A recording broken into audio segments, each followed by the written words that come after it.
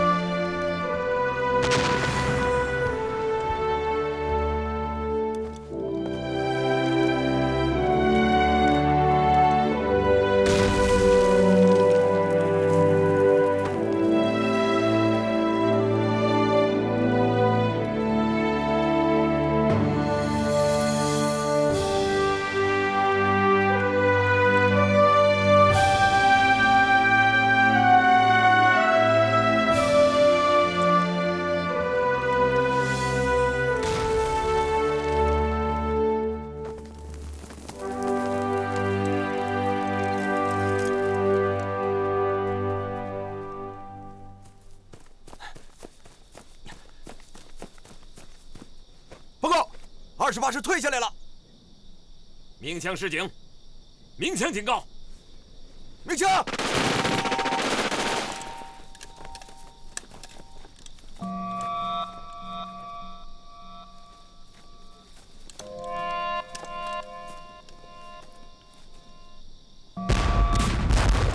快马！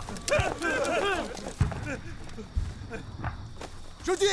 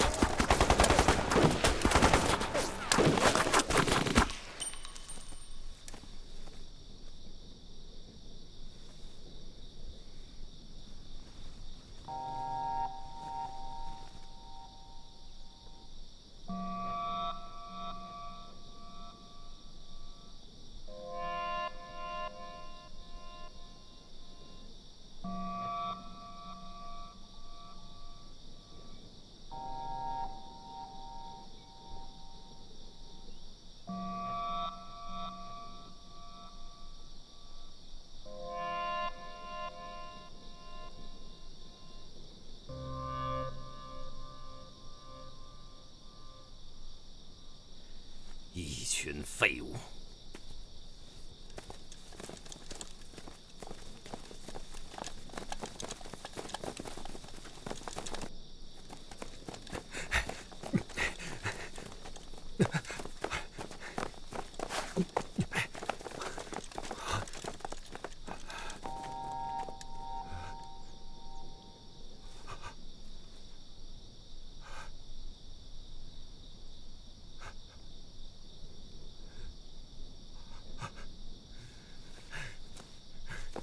张灵甫，你这个王八蛋，你这个畜生，老子非毙了你不可！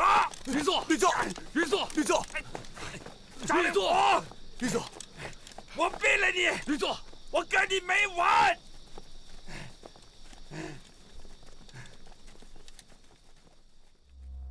李长官，白长官，好几十号人呐，好几十条人命啊！那可都是咱们从广西带来的子弟兵啊！他张灵甫就这么对待咱们呐？李长官，我不服，我不服啊！你们马上撤回徐州，这个仗咱不打了。28师撤走了。哦，28师疯了，说走就走了。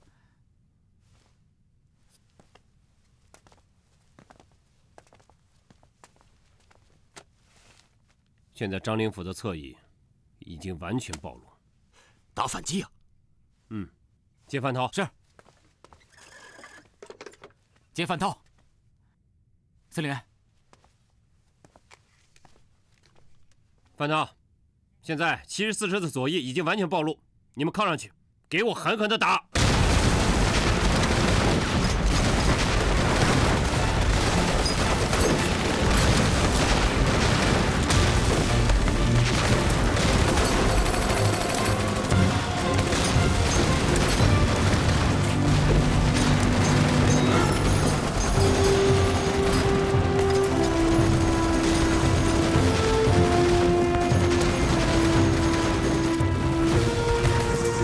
给我顶住！顶住！用燃烧弹！用燃烧弹呐！师座，共军向我们的左侧发动了强烈的进攻，现在我们势单力薄，这仗不能再打了。师座，28师这一撤，我们的左翼完全暴露，这个方向我们连条沟都没有挖，肯定挡不住共军的进攻啊！共军的援军源源不断，是不是山东的共军到了？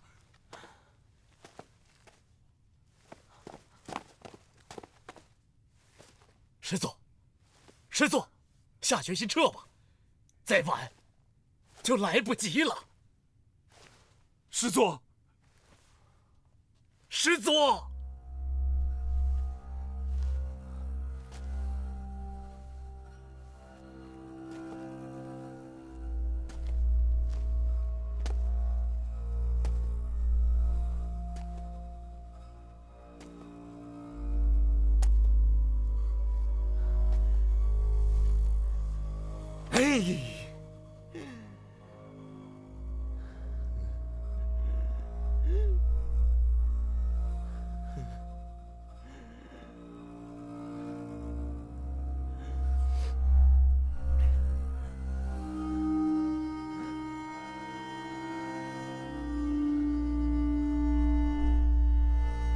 委座，张灵甫，我对不起您老人家。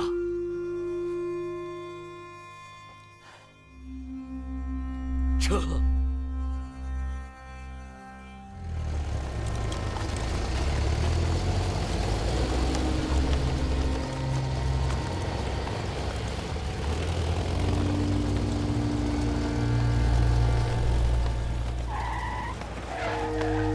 涟水城外的大战总共进行了14天，敌人伤亡9000余人，整编74师受到重创。我华中分局安全撤出两淮地区，华中野战军也胜利完成了战略转移。但涟水战役是华东战场最为惨烈的阻击战之一。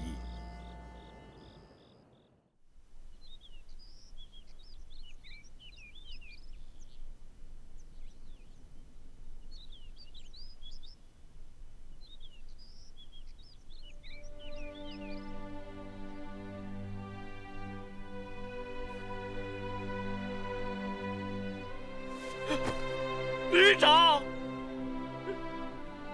恭喜兵来送你了！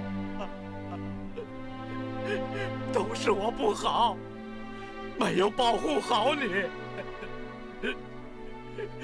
旅长，你一路走好。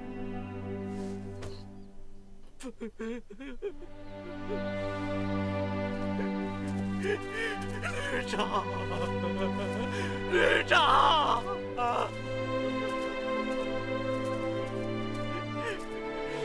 旅长。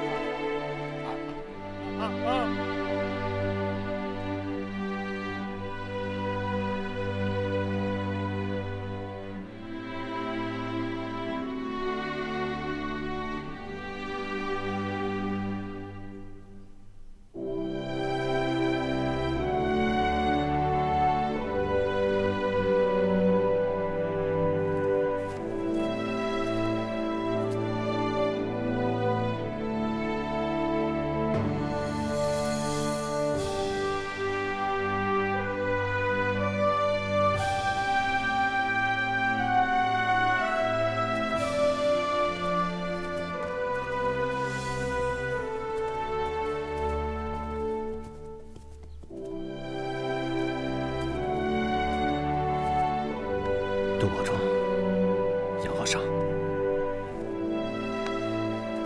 啊，多保重啊，多保重。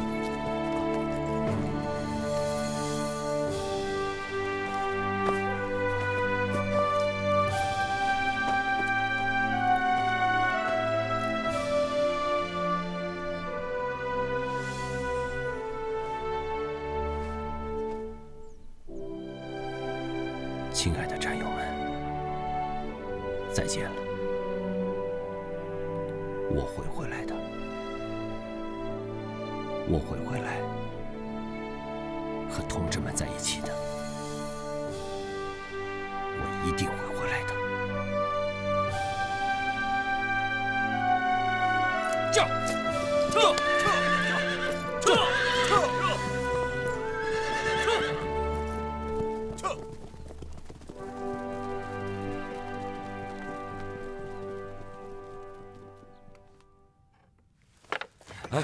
不能再喝了，喝一杯，不能再喝了，不能再喝了！哎呦，你别再喝了。坐。林府兄，不就是损失了几千人吗？没什么大不了的。回头我们跟国防部、陈总让他们好好说说。尽快给你补齐，不就完了吗？我真没有想到共军的防御能力怎么这么强啊！金华，这1年之内，共军的战斗力怎么提升这么快呀？林府兄，兔子急了还咬人呢。共军这回是真急了。你想啊，海安丢了，两淮也丢了。如果他再把涟水丢了，那他不是丧家之犬吗？能不急吗？几个月之前，我74师奉命调离南京到苏北作战，委座亲自把酒送行，那是何等的威风啊！我踌躇满志，一心想着要报答委座的知遇之恩。可是几仗下来，伤亡过半且不说，我的这一腔热血呀，再也鼓不起来了。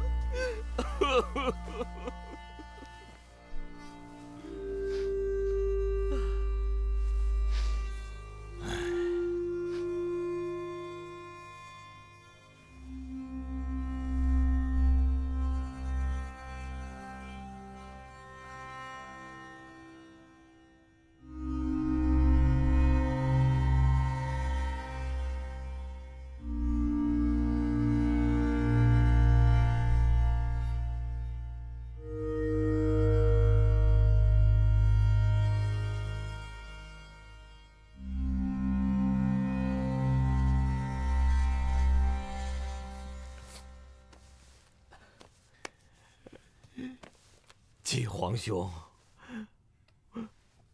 我后悔不听你当初之言呐。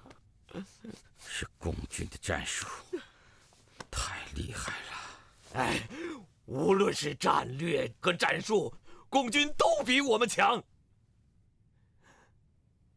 现在我算明白了，共军向东则东，向西则西，轻盈灵动，不拘一格。攻则如利剑穿心，守则如泰山压顶啊！林父兄啊，你怎么跟他一个腔调了？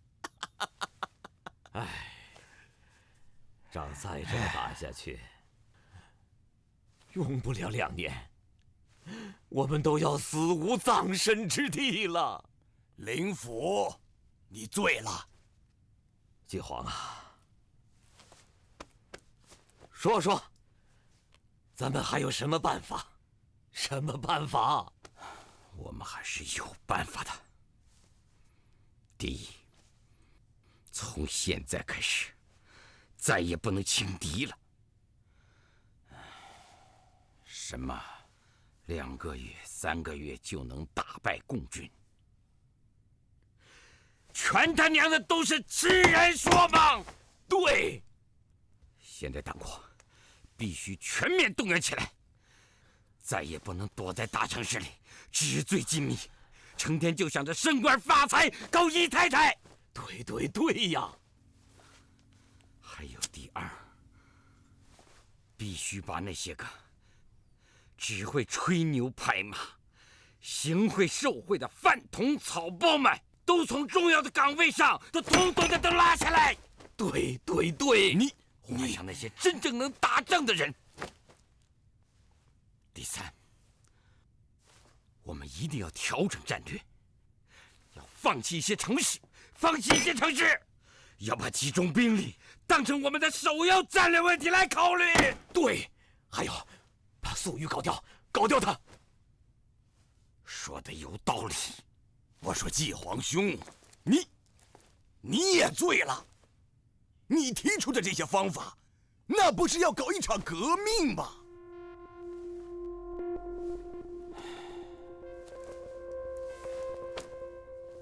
可惜呀，革命是搞不成的。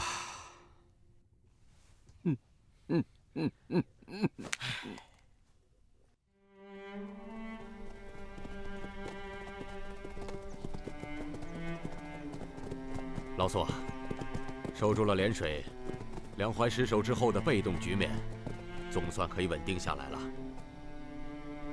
这基本上是一次消耗战，我不喜欢打这样的消耗战。这一仗不能不打，虽然损失大了点儿，但还是值得的。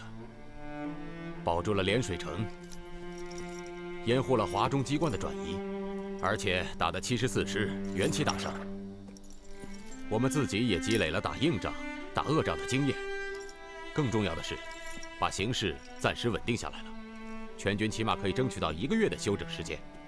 是啊，不过华东的战争不能这么打，需要改变方法。有什么想法吗？战争的规模越来越大，我们已经有些力不从心了。是啊，我们华野只有3、4万人，机动兵力也就3万，确实难于应付当前的形势。山东野战军有6万，华中野战军加上山东野战军，我们在华中地区就拥有10万兵力。如果把这10万兵力集中起来使用，我们完全有条件打大规模的歼灭战。你是说，把2大野战军集中起来使用？华中和山东2大野战军，如果仅仅像过去那样进行战略配合，已经不能适应现在的战争形势。必须把这2大野战军集中起来，共同作战。咱们在这里休息一下，副骑兵到，准备给军部发报。是，撤。山东分局来电报，提出了山东、华中2个野战军统一指挥、统一作战的设想。这是一个富有战略眼光的建议啊！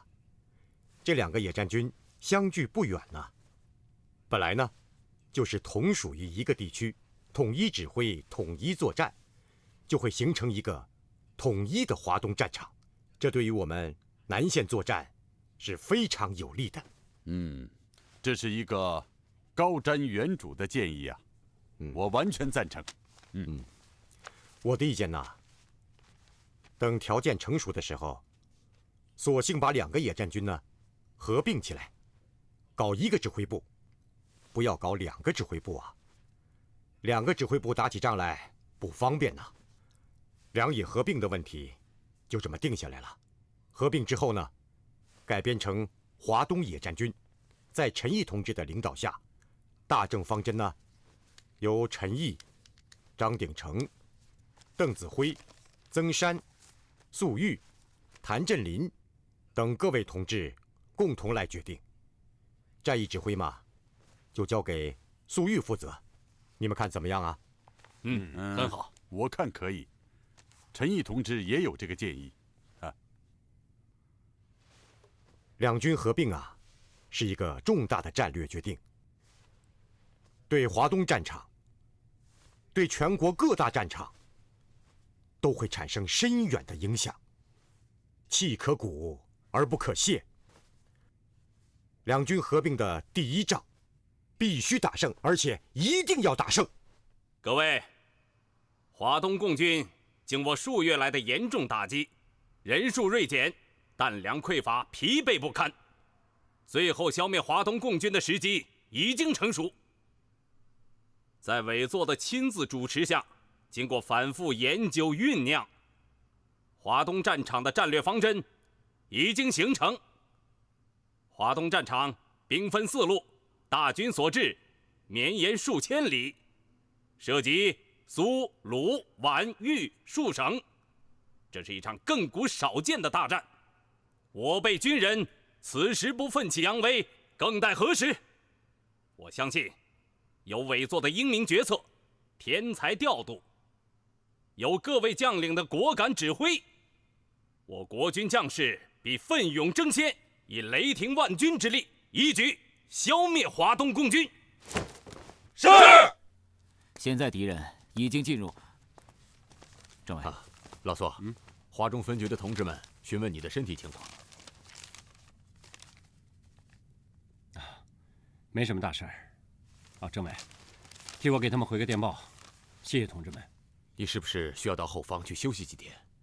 不用了，这好也好不了，这坏不到哪儿去。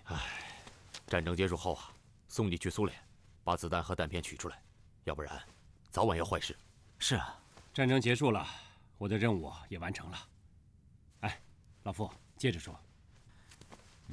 现在敌人兵分4路，李默安这一路呢，进攻盐城和阜宁方向；李延年这一路呢，进攻涟水方向；吴奇伟这一路呢，进攻沭阳方向；冯治安这一路进攻临城方向。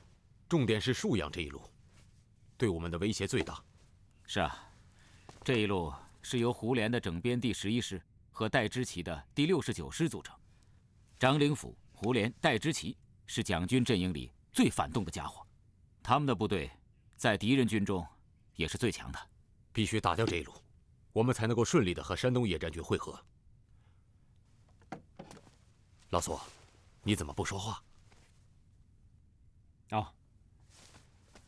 沭阳这一路的确最为讨厌，但是我们现在还不能先打他。你们看，李默安这一路推进的速度非常快，已经接近盐城。你想打李默安？我们撤出2环和涟水战役之后，军心和民心都有所波动。再怎么解释，也不如打一个大胜仗能够说明问题。要打胜仗，打哪一路最有把握？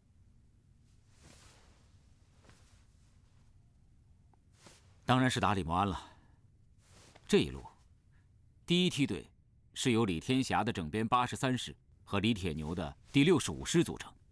这2个师啊，在苏中战役中被我们吃掉了1大半，是我们的手下败将。不过问题是，他们还有第2梯队，那就是整编第49师和第67师。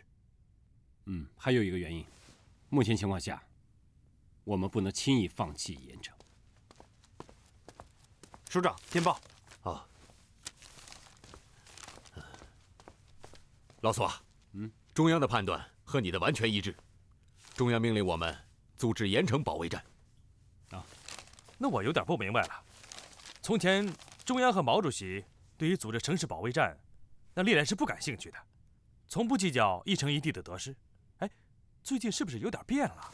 不是，我们在苏北打了半年，消灭了敌军7、8万人，但是敌人是越打越多，形势依然严峻，局势没有得到根本上的改变。我们只有消灭大量的敌人，才能彻底改变敌强我弱的战略态势。首长，我们是不是可以这样理解中央的指示精神？盐城保卫战不仅仅是保住盐城，更重要的是利用敌人充分想攻占盐城的心理，消灭敌人。基本准确。命令7纵迅速穿插至敌人第1梯队和第2梯队之间，隔断敌人2个梯队之间的联系。命令1师绕行至敌攻城部队侧背，首先发起攻击，然后7纵全线反击，力争全歼83师和65师。各参战部队必须于明天早上6点钟之前完成部署。哎，我得赶紧去起草命令了。哎，老傅，你说这苏司令是不是早就有了预案呢？他怎么就料定会打盐城啊？不一定有预案，敌情我情民情，天气道路地形，苏司令全都烂熟于胸。哎，你没看到吗？每天苏司令花多少时间站在地图旁，那作战方案说来就来，不奇怪。等战争结束以后啊，我一定得专门给苏司令写本书。哎，行了，以后的事儿以后再办啊。我说大秀才，你现在得赶紧准备一些宣传品，说不定啊俘虏会很多。李天霞和李铁牛的部队都是惊弓之鸟啊。好，我现在就去准备宣传单。哎，要不要我派人给你送到部队去？哎呀，不用了，我手下有宣传队，让他们去就行了。啊，哎，那个文工团叫周岩的那个女孩子，上好利索了没有？早好了。啊，哎，对了，我昨天下午还看见她给小虎写信呢。真的？那还能骗你啊？我看有情况啊。胡扯！2个小孩子能有什么情况？小孩子是啊，那人小鬼大，你没听说过啊？啊，那小孩子说不定还就能给你整出点动静来呢。哎，不可能，不可能！老傅，我们的革命后代傅小虎同志，说不定就能给你整出点惊喜。哎，这家伙！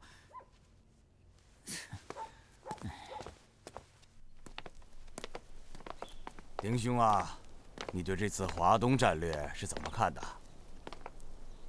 哦，兵力分散，毫无新意。就像李天霞上次说的那样，看上去呢是你去打人家，其实啊就是送上门去让人家打呀。可是我们这每一路实力都很强啊。华东啊就像一口大锅，把兵力分散到各个方面平均使用，那就等于是往一口大锅里撒胡椒面。你想想看，把胡椒面撒在一口大锅里，还能找得着吗？那以你的判断，粟裕这次会有什么应对之举？当然是集中兵力，先打我们一路，然后再去打另一路。我们这些个官老爷们呐，就是不懂得集中兵力这么一个简单的常识。哎，丁兄啊，你感觉他们会先打哪一路啊？你真是把我当成诸葛孔明了。粟裕这人有时他先打弱，有时呢又先打强，有时先打近的，有时候又先去打远的。天知道，真是搞不懂他。老天爷造了他这种人，简直是专门用来打仗的。我说丁兄啊，他会不会先打我呀？戴兄，只要你集中兵力，紧紧地跟11师靠在一块儿，他轻易是不会动你的。还有，假如你要再能拉上一个整编师跟你靠在一块儿，你就绝对保险了。嗨，3个整编师挤在一起，这叫什么呀？推土机呀！哎。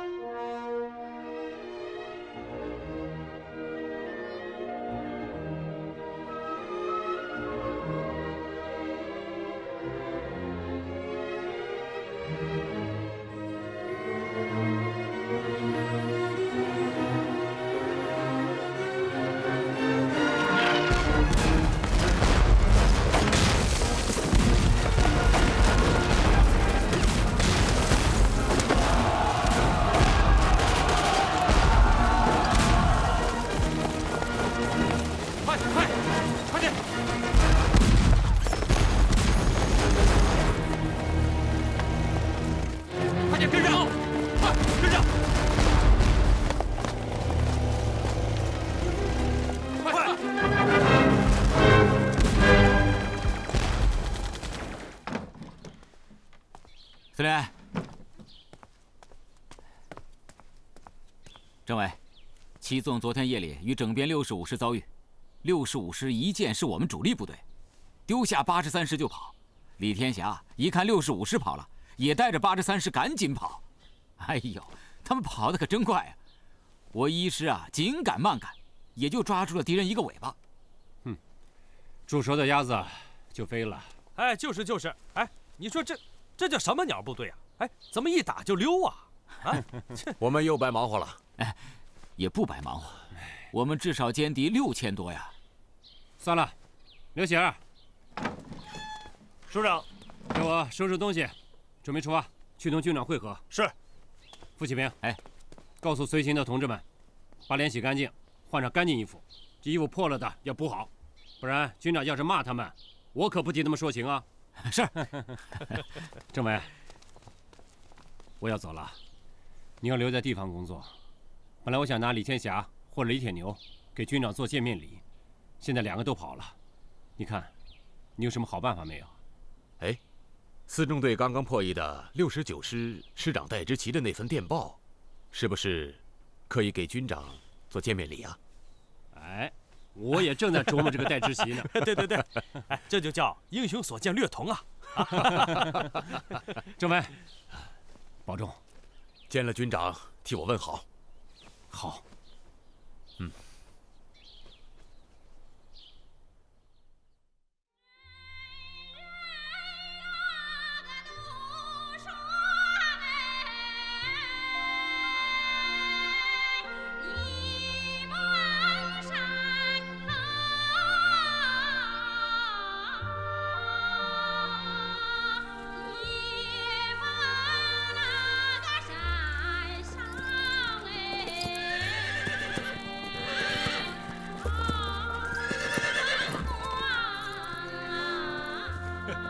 司令员来喽！哎，首长，首长，哎，嘿嘿，这就是大名鼎鼎的苏司令员啊！走！哈哈哈哈！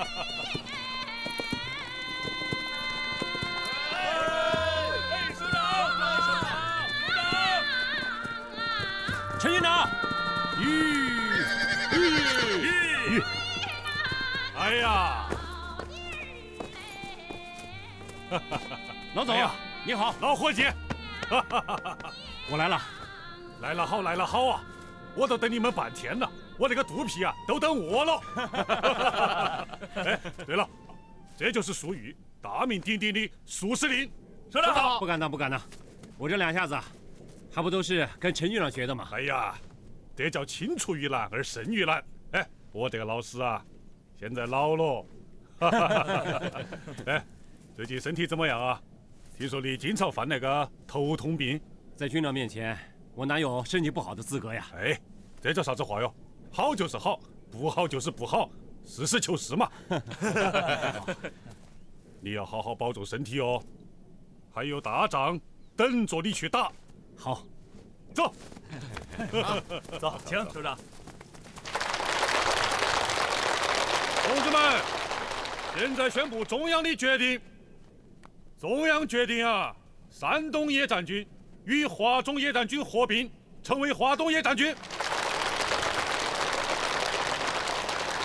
中央决定啊，华东野战军由陈毅同志担任司令员兼政委，粟裕同志任副司令员，谭震林同志任副政委，陈士驹同志任参谋长，唐亮同志任政治部主任，钟其光同志任政治部副主任。中央决定啊，华东野战军在陈毅同志领导下，大政方针由华中分局诸位同志共同商定，战役指挥呢由粟裕同志负责。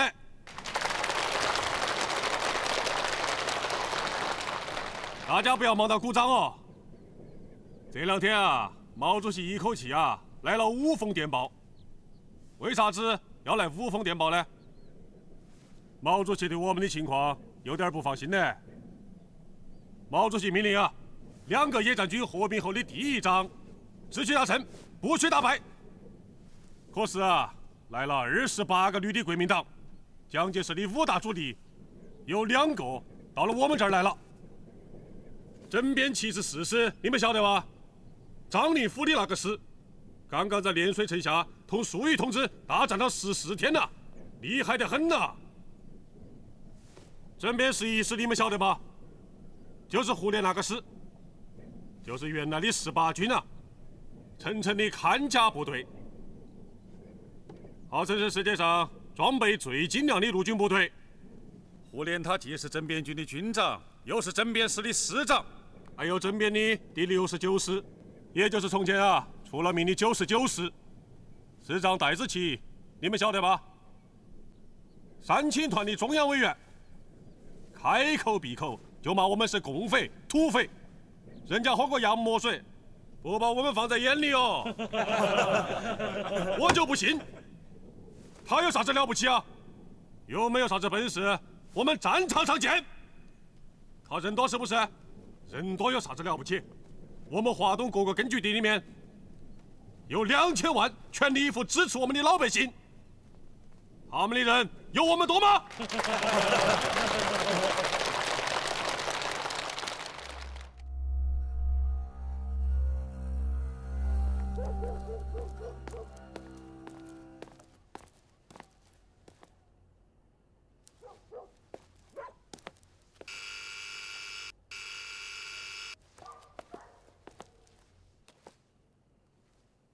谁呀？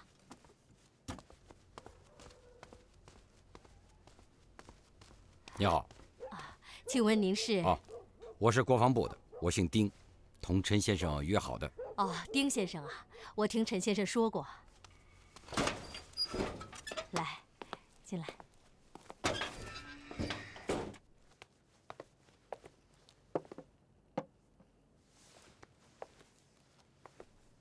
丁先生，来。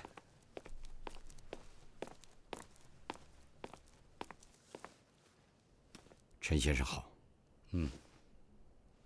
早就听说过陈先生过得清贫，果然是这样。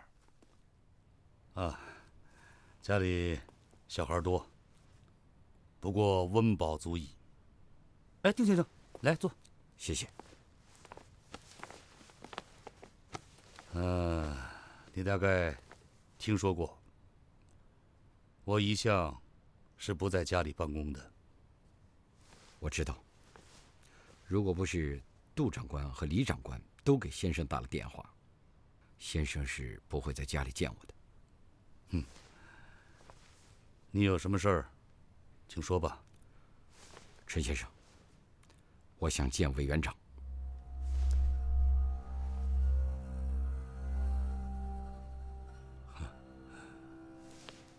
年轻人想跳龙门。陈先生，我想跟委座谈半个小时，只要半小时。这个我恐怕帮不了你。你可以向国防部通过正常的渠道打报告，如果有必要，委座自然会见你。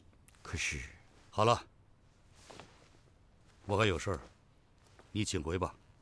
陈先生，现在华东危在旦夕，你不能不管呐。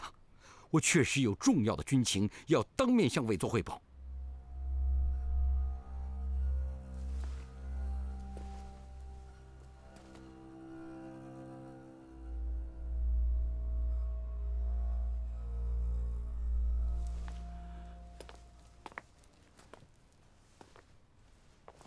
你说吧。陈先生，第一，粟裕已经离开苏北，行踪不明。第二，共军陈毅的山东野战军和粟裕的华中野战军很可能要合二为一，而且现在粟裕也很可能已经北上，正在主持两军会合之事。那你为什么不向国防部或者参谋总部报告呢？陈先生，你不是不知道，要通过正常渠道，我必须向处长报告，处长再向厅长报告，厅长再向副部长、部长报告，最后到侍从室。这些处长、厅长、部长们，到底有几个不是满脑子升官发财？到底有几个是真正在为党国操心？而且他们直到现在根本看不起共军，不相信共军照这样打下去，过不了多久就会打到这儿来呀。陈先生，华东是心腹之地，如果落在共党手里，党国就完了呀。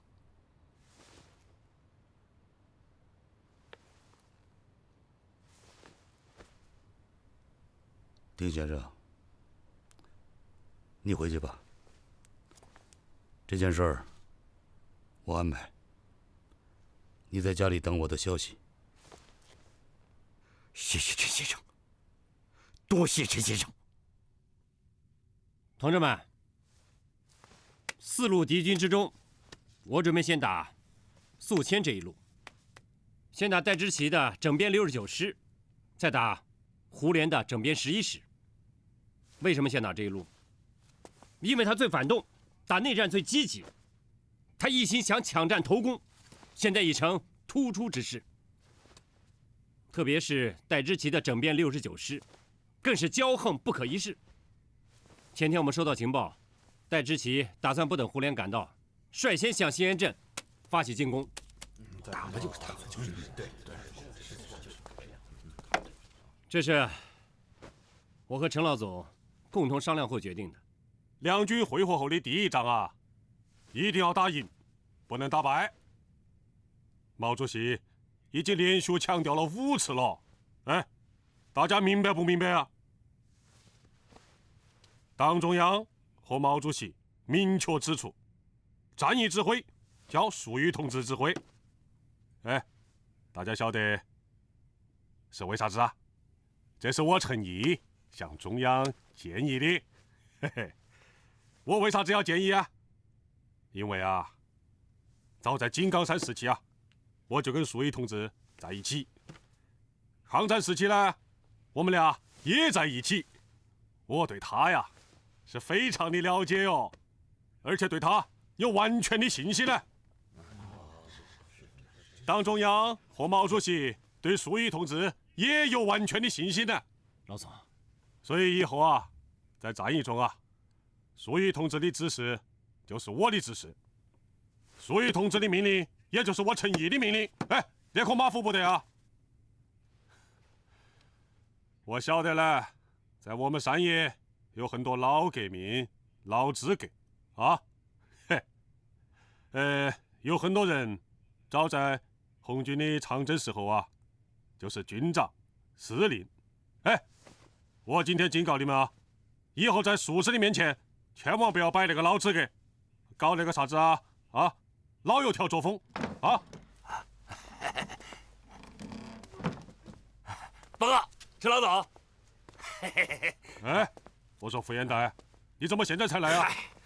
半路上碰见俩劫匪，想抢我的宝贝烟袋，嘿，力气还忒大，没得手。独三师师长胡廷桥，都叫他胡延代，陕西人，参加过陕北暴动。这，哎，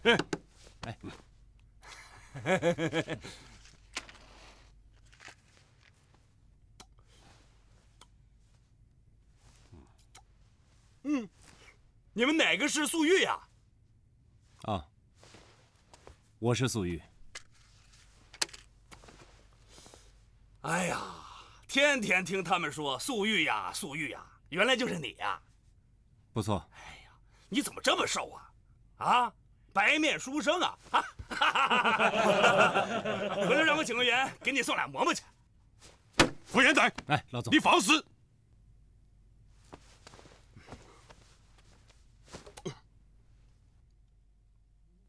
哈哈！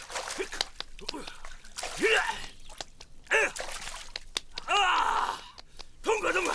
再来一桶，再来一桶！太胡延泰，你这个身体可真是没得说，这寒冬腊月的。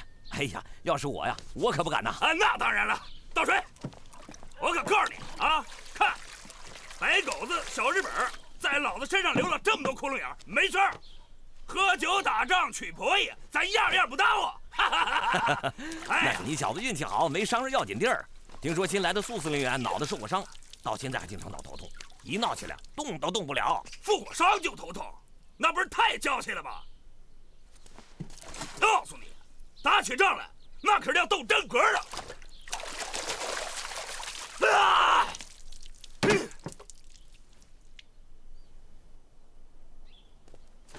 粟裕啊，粟裕，粟裕啊！陈老总，哎，苏司令呢？啊，出去一会儿了。哦，昨晚上看了一夜地图，各个机关单位啊，一直有人来请示战役准备工作，天亮以后才消停。苏司令说出去透透气儿。哎，哦，对了，副级别，哎，你给这个机关同志讲一声，以后苏司令看地图的时候呢，不要去打扰他，让他集中精力好好工作，啊，有啥子事情呢，就找其他领导，或者直接来找我，啊。好。嘿嘿。哦，还有啊，他这个头痛病是个大问题啊，你找个医生好好给他看一看。哎，算了，这个事情啊你也办不了，还是我自己去吧。老总啊，看一看恐怕不管用啊，需要动手术，得把脑袋里面这弹片取出来呀。动手术，我们现在没得这个条件咯。哎呀。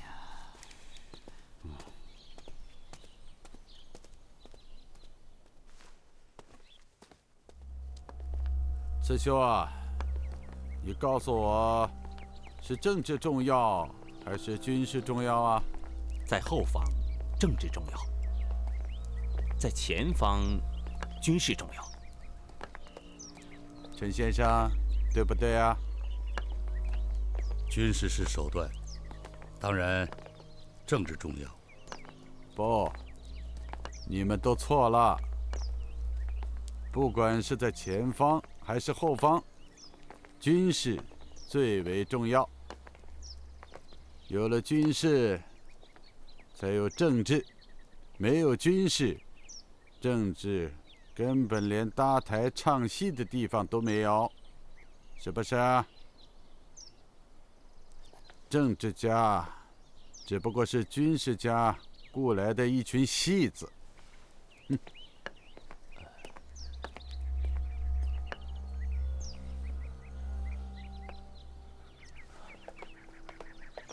委座既是军事家，又是政治家，感同身受，一语中的啊。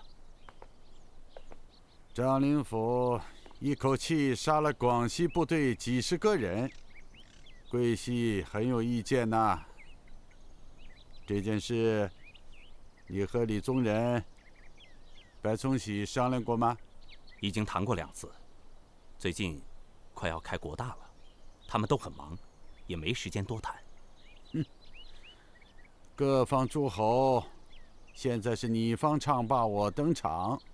我们中国的政治，就是被这些人搞得乌烟瘴气。人人都想分一杯羹嘛。搞政治，他们还嫩得很。委座，广西部队还是很能打仗的。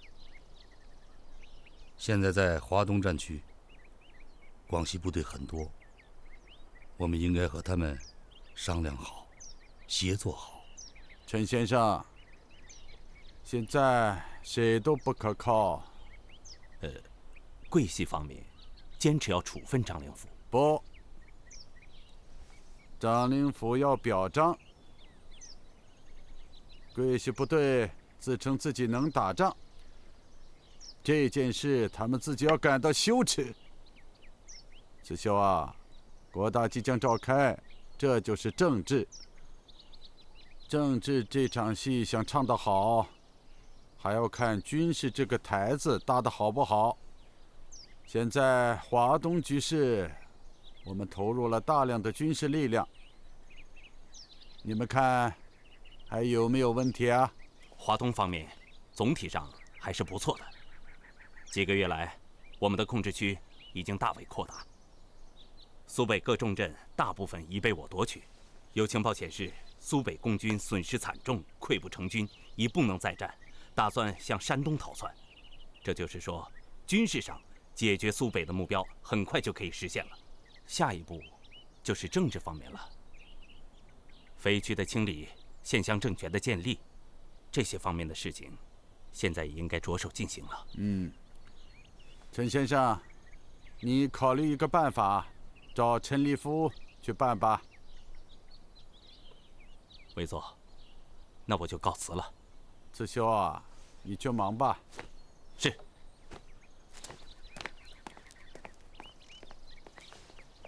陈先生，你说华东战场还要打多久啊？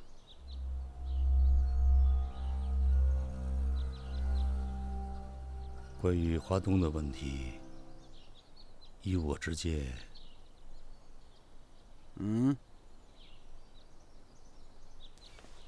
今天怎么吞吞吐吐的？说。委座，关于华东军事，我想请您见一个人。我同他谈过一次话，这个人有独到的见解。哦。最近呢，胡宗南的部队调动非常频繁。蒋介石啊，就是要以开国大和打延安的2件事情啊，来打击我党。蒋委员长，现在就是一心想快点登基当总统。天无二日，民无二主，卧榻之旁，岂容他人酣睡？必须除之而后快。这是可想而知的啊。就算蒋介石占领了延安，也无损于人民解放战争的胜利大局，也挽救不了他的灭亡的命运。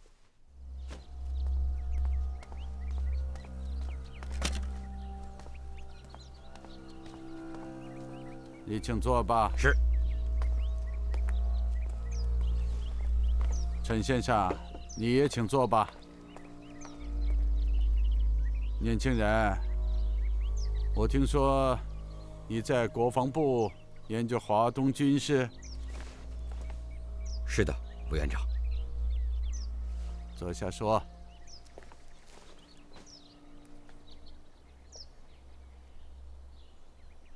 委座，你一定注意到了，苏中、苏北的战场正在一路北移。刚开始的时候是在南通附近，然后在泰兴、如皋、海安，然后是盐城，再然后就是到了两淮，现在是在沭阳和宿迁。这都是因为我们一直在向北进攻。是，表面上看是我们在引导战争向北发展，但实际的情况不是这样。在哪里作战，和哪一路军交战，这个主动权一直掌握在共军的手里。这又能说明什么呢？这说明，共军正在有意地引诱我们把战场北移。北移对共军有什么好处吗？委座，现在战场已经接近山东，山东共军加上华中共军有10万之众，如果两支共军会合，他们将构成华东战场上最强有力的战术集团。所以，共军引诱我们把战场北移，就是为了实现这2支野战军的会合。就算他们会合了，10万人也不可能集中在一起吧？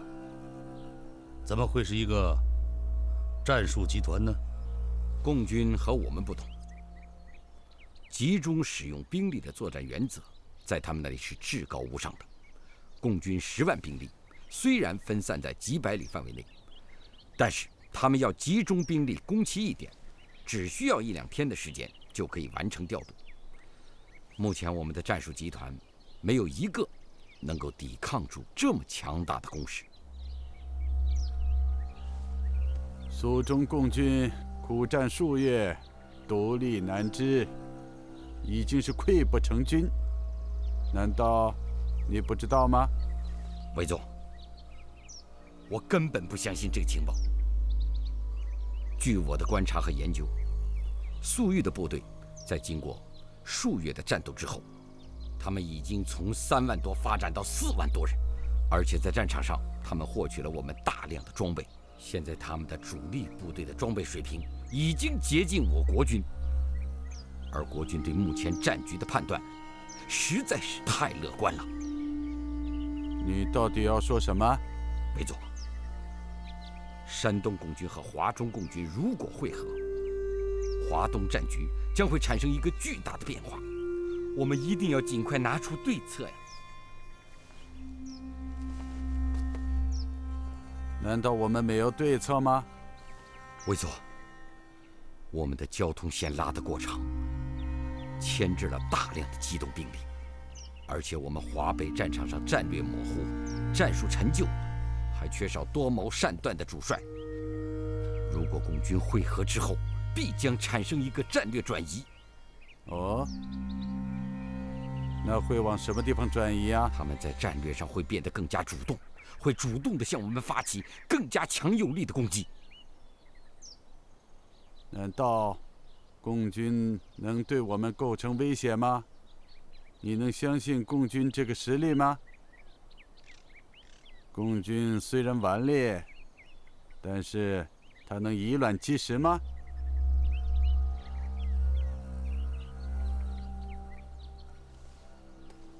年轻人，你虽然看过共产党的不少材料，但是你对共产党的了解还是太少了。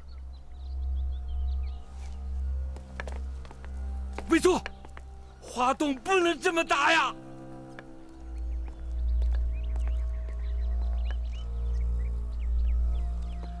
丁先生，